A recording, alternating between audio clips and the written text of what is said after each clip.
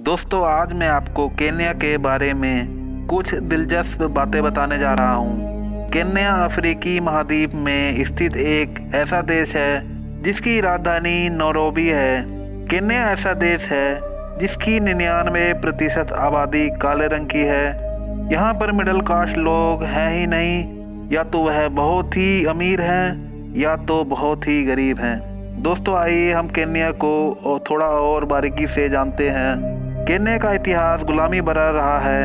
100 वर्षों तक गुलाम रहने के बाद 12 दिसंबर 1963 को केन्या ब्रिटेन से आज़ाद हुआ था और 1964 में उसने संविधान अपनाकर खुद को गणतंत्र घोषित कर दिया था।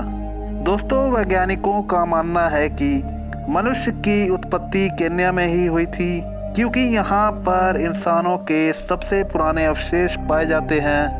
केन्या की मुद्रा मतलब करेंसी शिलिंग है और एक शिलिंग की कीमत 0.68 भारतीय रुपया होता है। दोस्तों, केन्या में यातायात का कोई भी सरकारी साधन नहीं है और यहाँ वैन आदि में यात्रा करना 9 आदमियों के वैन में 19 आदमियों को घुसाने जैसा है।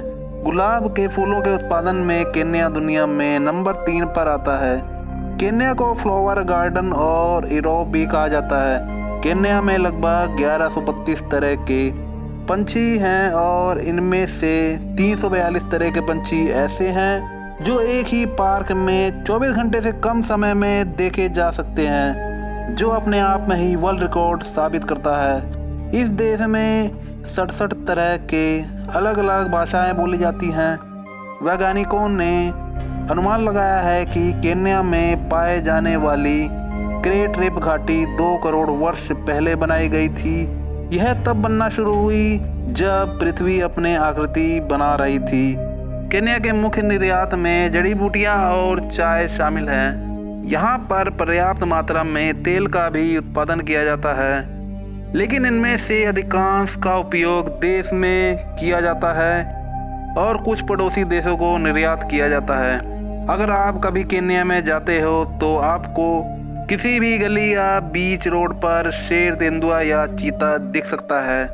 यहाँ जंगली भैंसें दिखना बहुत ही आम बात है। केन्या में जानवरों को एक तरह की पूरी आज़ादी मिलती है और इन्हें देखने विश्व के कई देशों से पर्यटक भी आते हैं। यहाँ पर दहेज की परंपरा सदियों पुरानी है, लेकिन भारत की तरह ठीक उल्टा है।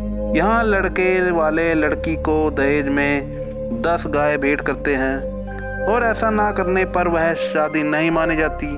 कॉफ़ी केन्या में एक बड़ा निर्यात है, लेकिन देश में इसका उपयोग नहीं किया जाता। यहाँ के लोगों का मानना है कि जहाँ कहीं भी कॉफ़ी का उत्पादन होता है और जो भी करता है उन्हें ये अपने देश के बाहर भेजना चाहिए, इसलिए केन्या के लोग चाय या बियर पीते हैं। दोस्तों, यहाँ बंदरों का बहुत ही आतंक है और यहाँ बंदर राजा महाराजाओं की तरह रहते हैं। बंदरों का आतंक इतना है कि कई लोग घरों से निकलने में भी डरते हैं। वैसे तो यहाँ लंगूर जाति बहुत ही शक्तिशाली होती है। 2016 में एक बंदर के ट्रांसफार्मर पर गिरने से कई राज्यों की बिजली ठप पड़ गई थी। यहाँ प्लास्टिक बैग के इस्तेमाल पर दुनिया में सबसे बड़ा कानून है। यहाँ प्लास्टिक बैग के उत्पादन, बिक्री और इस्तेमाल पर 4 साल की कैद या 25 लाख रुपए का जुर्माना लगाया जा सकता है। तो दोस्तों, आपको वीडियो कैसी लगी हमें कमेंट करके ज़रूर बताएं और साथ में सब्सक्राइब का बटन भी दबा दें। मैं मिलता हूँ नेक्स्ट वीडियो में। Okay, bye.